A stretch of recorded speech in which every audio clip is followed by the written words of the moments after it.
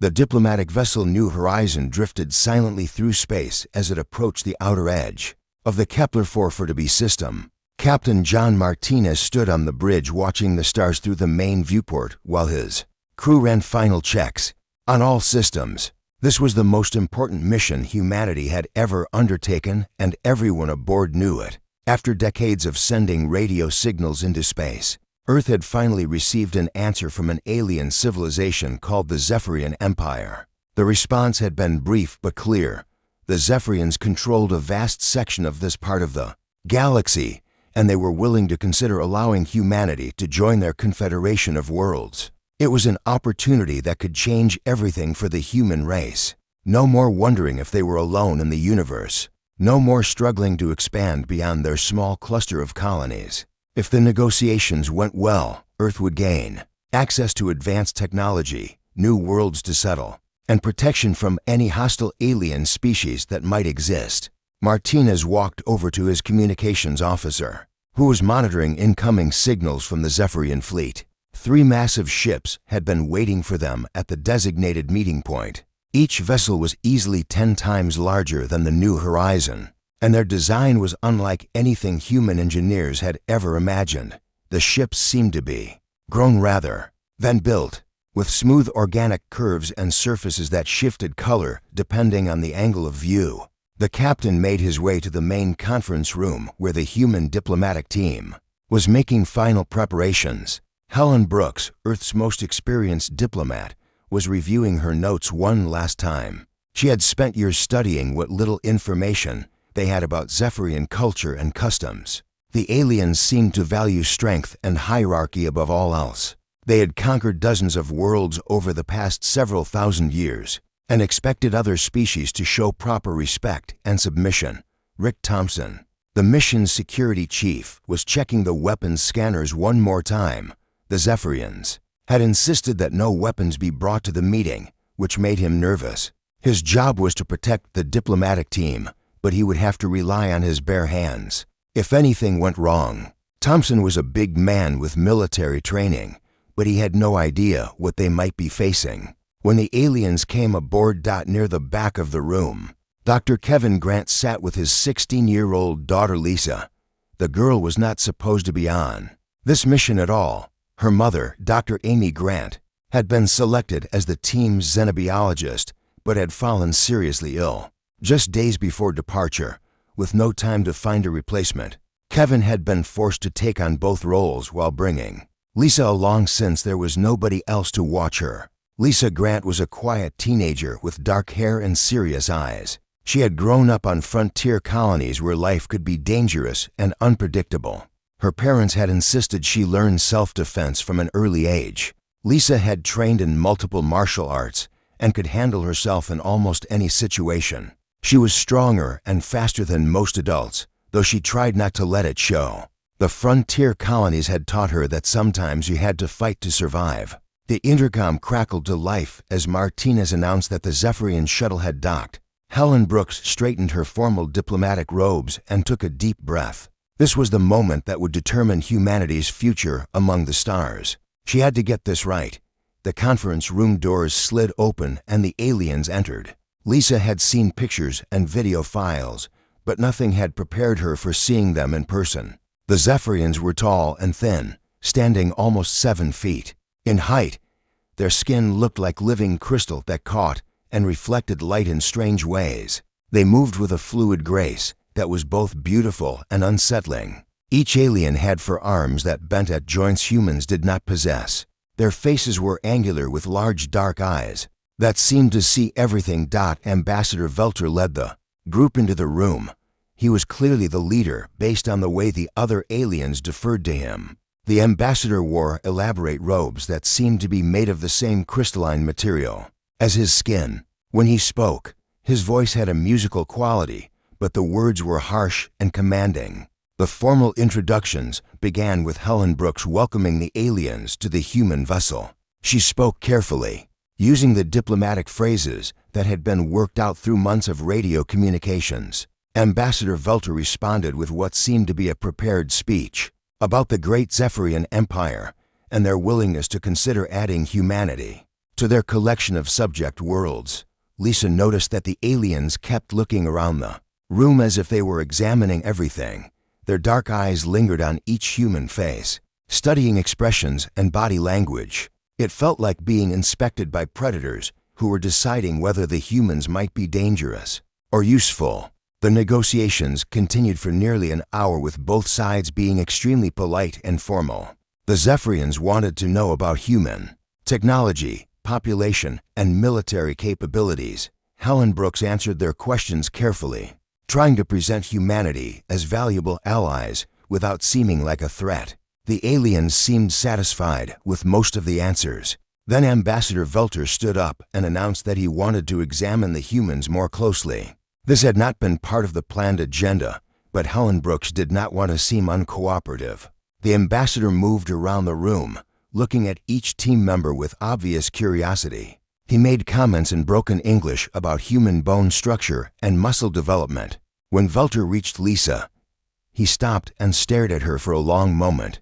He said something to the other aliens in their own language that caused them to laugh, in what sounded like musical chimes. The ambassador turned back to Lisa and spoke in English about how small and weak human younglings appeared to be. He reached out with one of his forearms, extending a hand that ended in sharp crystalline claws. Lisa felt the alien's cold fingers grip her shoulder.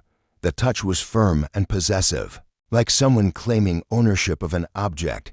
Every instinct she had developed during years of frontier living screamed danger. Her body reacted before her mind could process what was happening. In one smooth motion, Lisa grabbed the ambassador's wrist with both hands, stepped to the side, and twisted. The movement was so fast that nobody in the room could follow it. There was a sharp crack as Velter's neck snapped. The 7-foot-tall alien dropped to the floor and lay perfectly still. The conference room erupted into chaos as the remaining Zephyrians shrieked in their musical language and reached for weapons that were not there. Rick Thompson moved to shield the diplomats while Captain Martinez's voice came over the intercom, demanding to know what was happening. Helen Brooks stared in horror at the dead ambassador while Dr. Grant grabbed his daughter and pulled her behind an overturned chair. Lisa looked down at her hands in shock, unable to believe what she had just done. The silence in the conference room lasted only seconds before it shattered completely. The remaining Zephyrians made sounds that no human throat could produce, high-pitched wails that seemed to come from somewhere deep inside their crystalline bodies. Their forearms moved in patterns that looked like some kind of ritual or prayer. The largest of the surviving aliens, a female with darker crystal skin, stepped forward and knelt beside Ambassador Velter's motionless form. Captain Martinez burst through the doors, with 4 security officers behind him. They had their weapons drawn but stopped when they saw the scene. Rick Thompson held up his hand to signal them to wait. The situation was delicate enough without adding more armed humans to the mix. Helen Brooks stood frozen near the conference table, her face pale as she realized that decades of careful diplomatic preparation had just collapsed in a single moment. Lisa remained behind the overturned chair with her father's protective arm around her shoulders. She kept staring at her hands as if they belonged to someone else. The training that had saved her life so many times on dangerous frontier worlds had just created an interstellar incident that could doom humanity's chances of joining the galactic community. She wanted to explain that she had not meant to kill anyone, that her body had simply reacted to being grabbed by something that felt threatening. The female Zephyrian, who had knelt beside the ambassador, slowly stood up. When she spoke, her voice carried authority that made it clear she was now in charge. Her English was better than Velter's had been, with less of the musical accent that made their words hard to understand. She introduced herself as Sub-Commander Crystal and explained that she would be taking over the negotiations, but first, she had questions that needed immediate answers. In 10,000 years of Zephyrian expansion across the galaxy, no being had ever killed one of their kind with bare hands. Their crystalline biology made them incredibly strong and resistant to physical damage. Energy weapons could hurt them and certain chemical compounds could poison them. But simple physical force was supposed to be ineffective against their hardened skin and dense bone structure. Dr. Kevin Grant stepped forward, still keeping Lisa partially behind him as the mission's science advisor. He was the logical person to provide explanations. He began describing human evolution and how Earth's higher gravity had shaped their species. Over millions of years, humans had developed dense bones, powerful muscles, and reflexes that were faster than most creatures they had encountered. In their exploration of nearby star systems, Crystal listened with growing interest as Dr. Grant explained that humans were descended from predatory species. Unlike many intelligent races that had evolved from herbivores or scavengers, humans carried the physical and mental traits of hunters. Their forward-facing eyes provided excellent depth perception for tracking prey. Their hands could grip and manipulate objects with incredible precision. Their brains were wired to react to threats with explosive violence when necessary. The sub-commander asked specific questions about human bone density, muscle fiber composition, and neural response times. Dr. Grant provided data from his research files showing comparisons between humans and the other species that Earth had cataloged. The information seemed to fascinate the aliens, who had clearly never encountered anything quite like humanity before. Lisa finally found her voice and stepped out from behind her father. She looked directly at Crystal and began to apologize. She explained that she had not intended to harm Ambassador Velter, that her reaction had been automatic when someone grabbed her without permission. Growing up on frontier colonies meant learning to defend yourself instantly, because hesitation could mean death. She had been taught that anyone who put their hands on you without consent was probably dangerous. The Zephyrians exchanged glances and made soft musical sounds that might have been their equivalent of whispered conversation. Crystal seemed confused by Lisa's apology, asking why a warrior would express regret after demonstrating superior combat ability.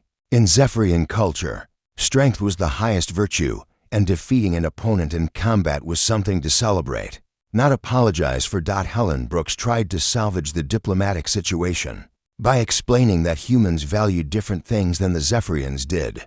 Humans preferred cooperation over domination and tried to avoid violence when possible. Lisa's action had been defensive, not aggressive. She was not a warrior in the way that Crystal understood the term, but simply a young person who had been trained to protect herself. This explanation only seemed to confuse the aliens more. They could not understand how someone capable of killing their ambassador could be considered anything other than an elite fighter.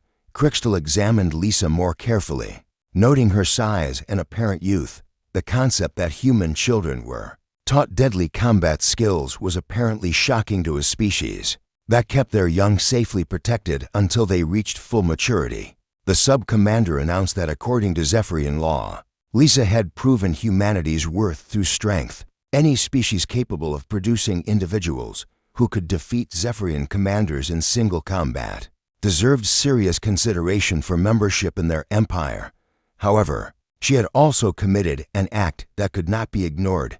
Ambassador Velter had been a respected leader, and his death required justice under their ancient legal codes. Captain Martinez objected that Lisa was just a teenager who had acted in self-defense, but Crystal explained that age was irrelevant under Zephyrian law. Anyone capable of killing a Zephyrian commander was considered a full warrior, regardless of how many years they had lived. The aliens were beginning to view Lisa not as a child who had made a mistake, but as humanity's representative champion. The legal options were limited. Lisa could be executed immediately for her crime, or she could choose trial by combat against a Zephyrian warrior of equal rank. If she won, all charges would be dropped, and humanity would be granted full membership in the Empire. If she lost, she would die, but her species would still be considered for a lesser form of citizenship.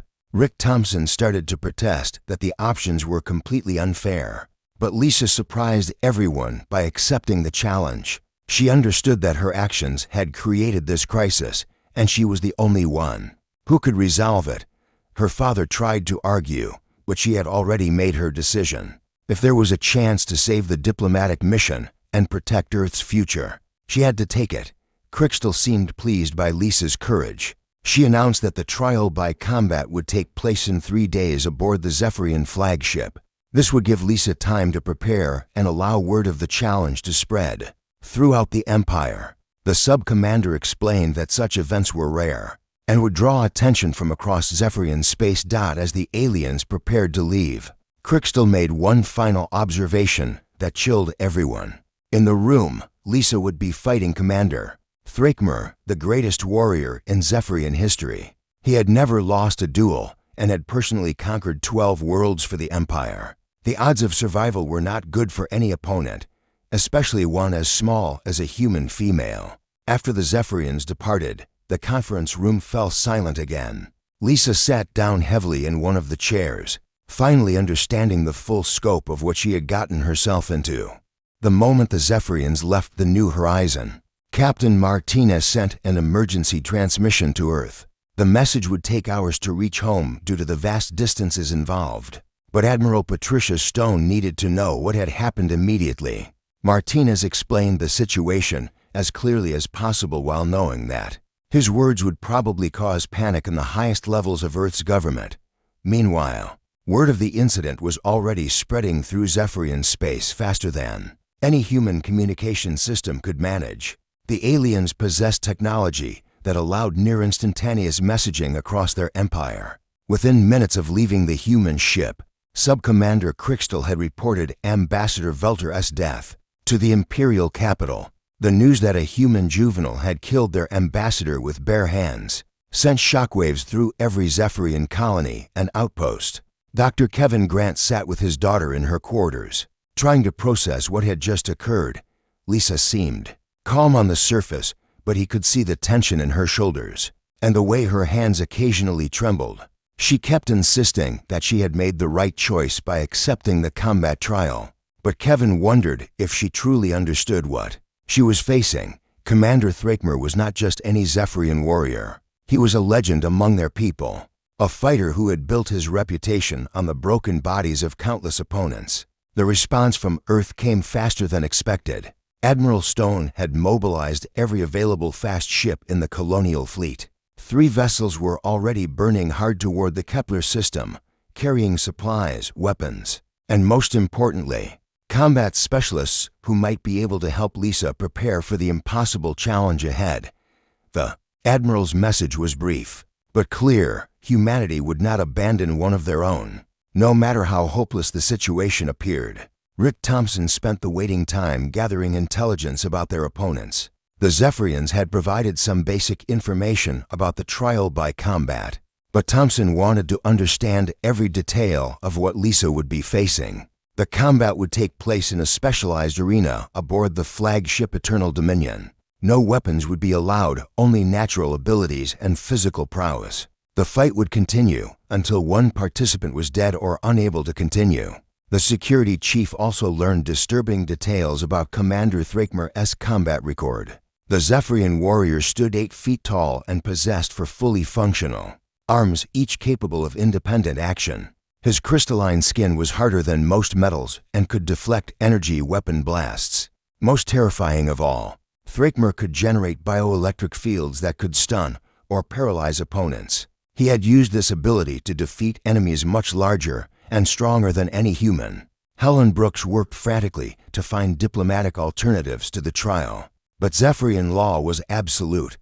Once a combat challenge had been issued and accepted, there was no way to withdraw without losing all honor and status.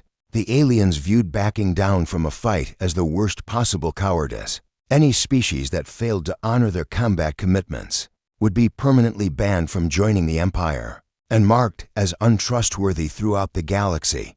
2 days after the incident, the first Earth ship arrived, the fast courier vessel. Rapid Response carried Maria Cruz, a former Olympic athlete who had become one of Earth's premier combat trainers. Cruz specialized in teaching hand-to-hand fighting techniques to colonial security forces who might face unknown alien threats. If anyone could prepare Lisa for the impossible fight ahead, it would be her. Maria Cruz was a small woman with steel-gray hair and muscles like coiled springs. She had competed in martial arts at the highest levels before joining the military, where she had developed new fighting systems based on human anatomical advantages. When she met Lisa in the ship's converted gymnasium, She immediately began assessing the teenager's capabilities through a series of tests and sparring exercises. What Cruz discovered amazed her. Lisa's reflexes were not just fast for a human. They were extraordinary by any standard. Her hand-eye coordination tested at levels that should have been impossible. When Cruz threw objects at her without warning, Lisa caught them or deflected them with movements so quick they were hard to follow. Her spatial awareness was equally impressive, allowing her to trap multiple threats simultaneously. Dr. Grant ran additional medical tests on his daughter while Cruz worked on combat training. The results revealed something that explained Lisa's incredible abilities. She carried a rare combination of genetic markers that enhanced neural processing speed and muscular response times. Only one person in several million possessed this particular genetic profile. Lisa had won a biological lottery that made her faster and more coordinated than almost any other human alive.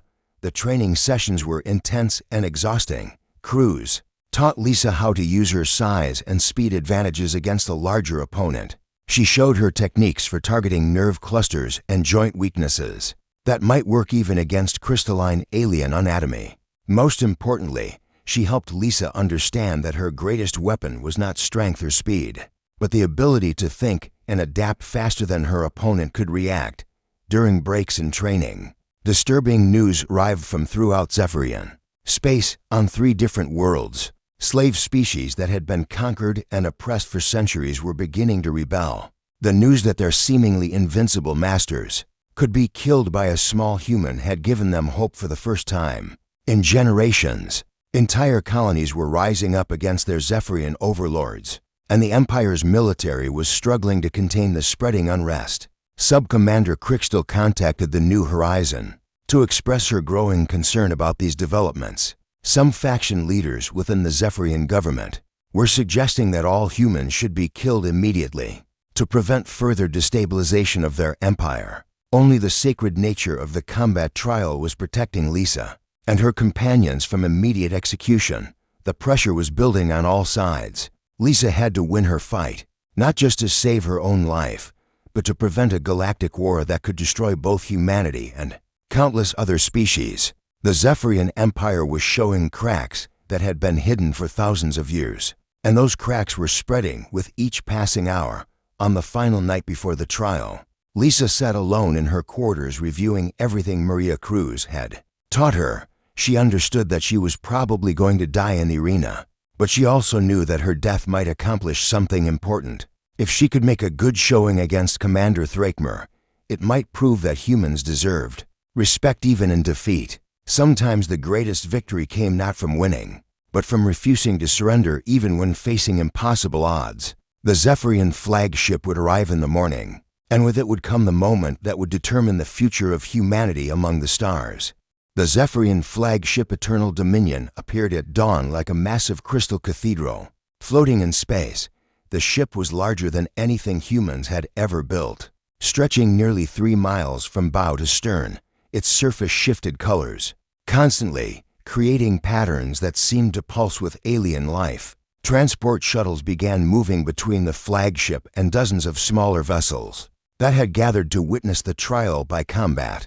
Lisa stood at the observation deck of the New Horizon, watching the alien fleet assemble. She had barely slept during the night, spending most of her time reviewing the combat techniques that Maria Cruz had drilled into her memory. Her body felt loose and ready despite the exhaustion. Years of frontier living had taught her how to function on little sleep when survival was at stake. Captain Martinez received the formal summons from Sub-Commander Crystal shortly after breakfast. The trial would begin at midday, giving Lisa enough time to travel to the flagship and prepare herself in the arena chambers. The entire human diplomatic team would be allowed to accompany her as witnesses, though they would be under heavy guard throughout the proceedings. The shuttle ride to the Eternal Dominion took nearly an hour.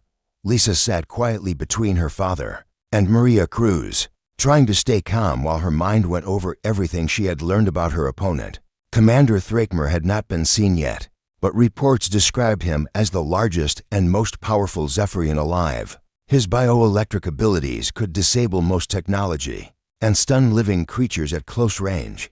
his forearms could attack from multiple angles simultaneously, while his crystalline skin deflected most forms of damage. The arena chamber was unlike anything Lisa had imagined. The circular space was nearly 200 feet across, with walls that rose 50 feet to an observation gallery. The floor was made of some kind of smooth metal that provided perfect traction without being slippery.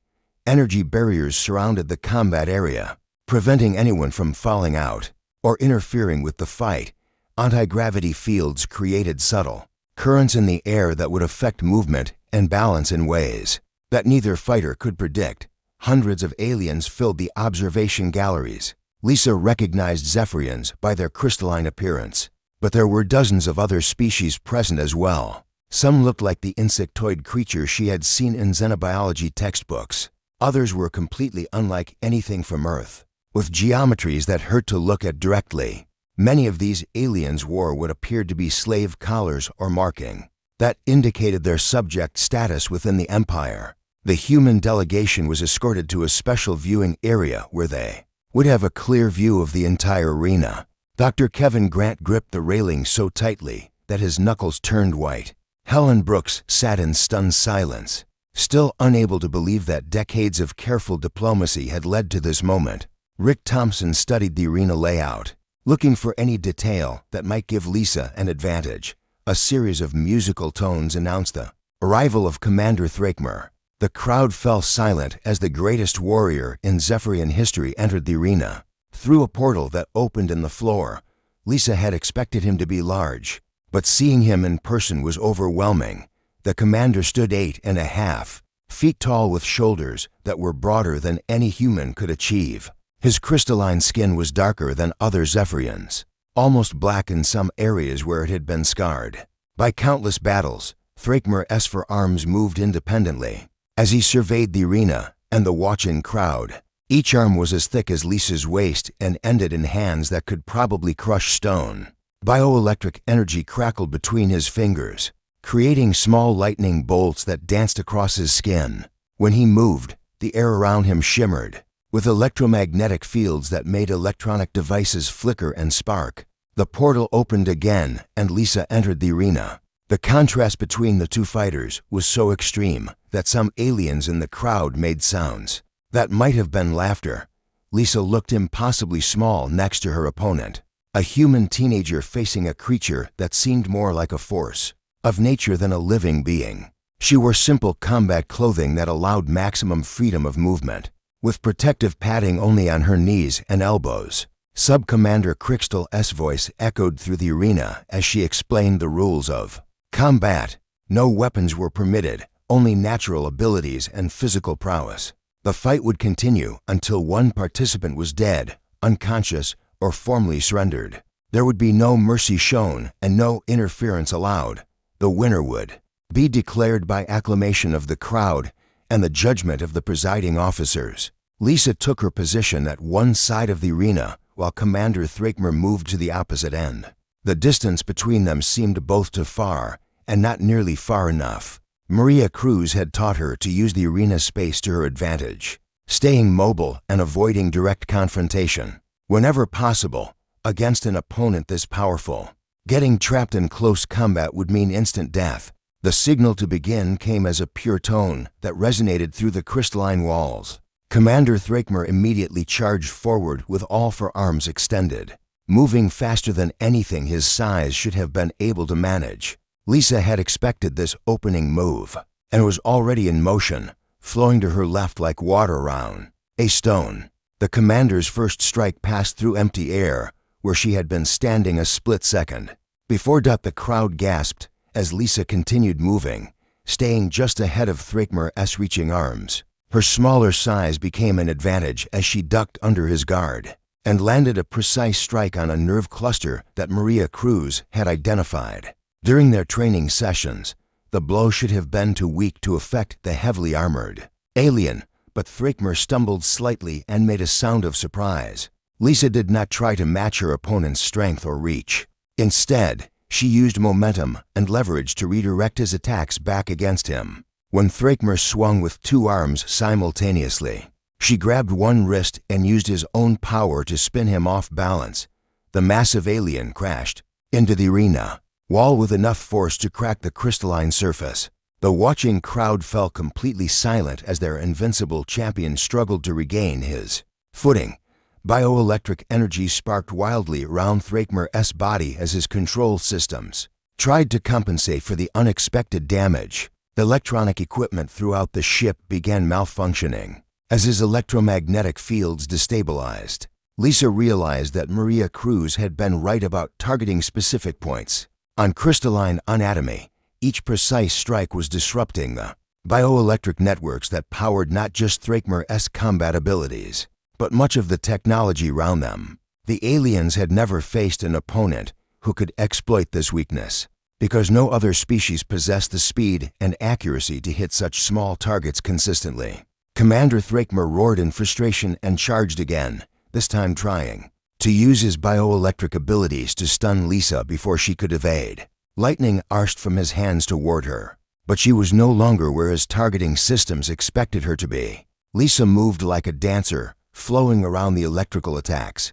while closing the distance for another strike. The final sequence happened so quickly that most observers could not follow it. Thrakmer attempted to grab Lisa with all four arms at once, confident that his reach and strength would finally trap the elusive human. But Lisa had been waiting for exactly this moment. She dropped low, grabbed the commander's leading arm, and used a combination of leverage and momentum that Maria Cruz had drilled into her memory thousands of times. The greatest warrior in Zephyrian history flew through the air and crashed to the arena floor with a sound like breaking glass. Commander Thrakmer tried to rise, but his bioelectric systems were completely disrupted. Lisa had hit every critical nerve cluster with surgical precision, shutting down the networks that controlled his enhanced abilities. Without those systems, he was just a very large alien with broken bones and damaged pride. The arena remained silent as Thrakmer's body went still and Lisa stood alone in the center of the combat area. The silence in the arena stretched for what felt like hours, but was probably only seconds. Lisa stood over the motionless form of Commander Thrakmer, her chest rising and falling as she caught her breath. The greatest warrior in Zephyrian history lay unconscious at her feet, his bioelectric systems completely shut down by her precise strikes. Around the observation galleries, hundreds of alien spectators stared in complete disbelief at what they had just witnessed. Sub-Commander Crystal was the first to move. She descended from the command platform to the arena floor, her crystalline features showing emotions that no human could read.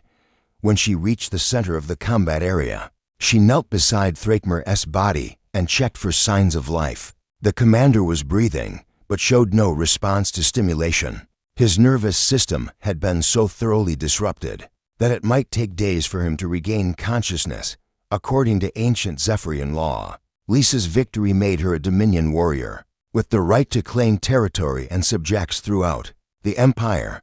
Crystal explained this while gesturing toward the watching crowd of subject species. Lisa could demand control of entire worlds, fleets of ships, or millions of alien slaves as her prize for defeating their greatest champion. The laws were absolute and had governed Zephyrian society. For over 10,000 years, Lisa looked up at the observation galleries where her father and the other humans were watching.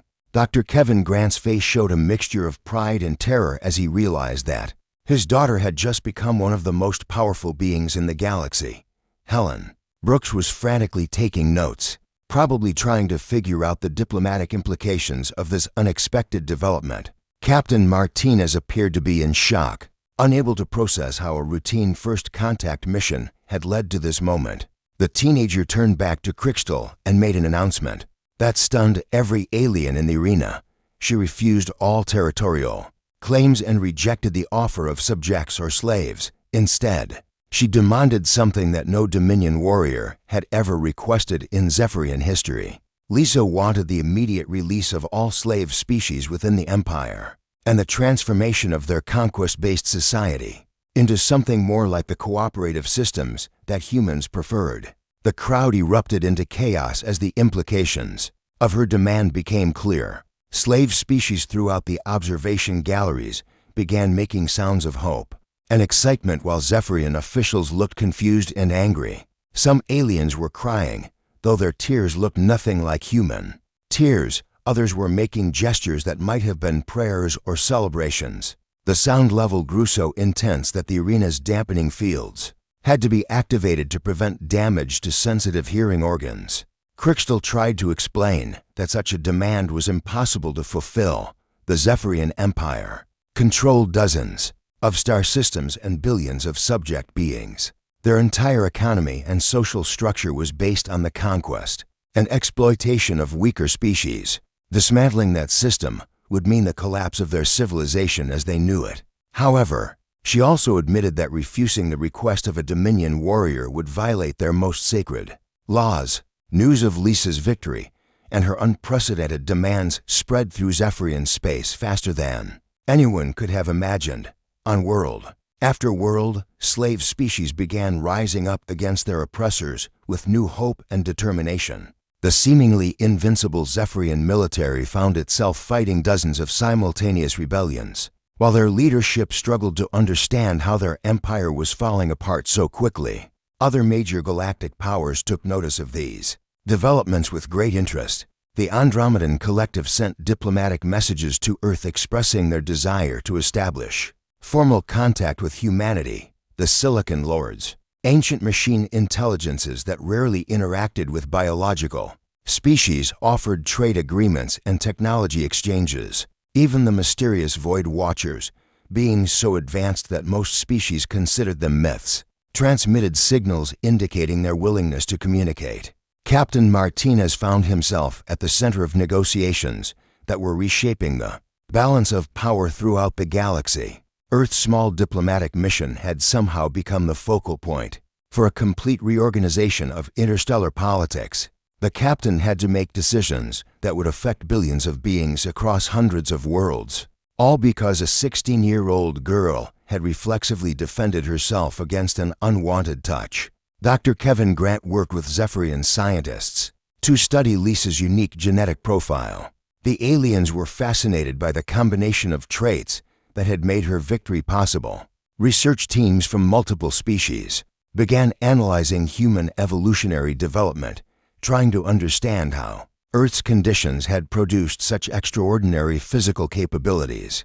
The data suggested that humans might be among the most naturally gifted warriors in the galaxy. Helen Brooks negotiated the formal treaty that granted humanity full membership in what was becoming a transformed galactic community. The old Zephyrian Empire was dissolving into a confederation of willing partners rather than conquered subjects. Many former slave species chose to remain as equal members, while others established independent governments for the first time in centuries. Earth became the neutral meeting ground where different species could negotiate without the threat of Zephyrian domination. Lisa struggled with her new status as a galactic celebrity. Requests for interviews and appearances came from across known space, but she was more interested in returning to her studies. The teenager had never wanted fame or power, only the right to live without being grabbed by strangers. Now she found herself responsible for changes that would affect countless generations of alien beings. 6 months after the trial by combat, the first Galactic Council meeting was held in Geneva on Earth. Representatives from over 50 species gathered to establish new rules for interstellar cooperation. Lisa attended as a junior ambassador alongside her father, though her reputation meant that other delegates treated her with the respect usually reserved for heads of state. The meetings were sometimes chaotic as species with completely different biologies and cultures tried to find common ground. Disputes rose over territorial boundaries, trade regulations, and the treatment of former Zephyrian territories. Lisa often found herself serving as a mediator, not because of any diplomatic training, but because everyone remembered what had happened to the last being, who had underestimated human capabilities. During breaks in the formal sessions, Lisa continued her combat training in a new facility built specifically for interstellar martial arts. Her students included former Zephyrian warriors who now served as peacekeepers. Rather than conquerors, they learned human fighting techniques while teaching her about alien anatomy and biology. The training center became a symbol of the cooperation that was slowly replacing the old systems of domination and conquest. The final scene took place in Lisa's private quarters as she reviewed a message that had just arrived from the far edge of known space. Contact had been established with civilizations in distant galaxies who had heard about humanity's emergence on the galactic stage. They wanted to meet the species that had produced the small warrior who changed everything. Lisa smiled as she composed her reply, knowing that her reflexive action in a moment of discomfort had opened doors to adventures among the stars that no human had ever imagined. She had learned that sometimes the greatest strength came not from the intention to dominate others, but from the simple courage to stand up when threatened and the wisdom to use victory for something better than conquest.